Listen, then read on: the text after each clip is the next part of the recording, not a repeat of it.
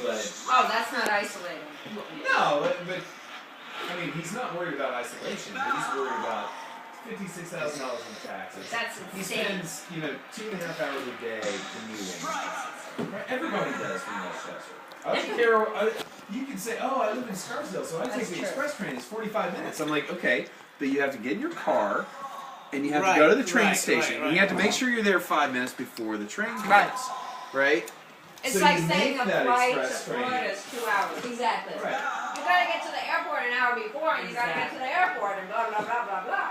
And then your train goes into Grand Central, and then you gotta take the 456 all the way downtown. Yeah. To City Hall. Yeah.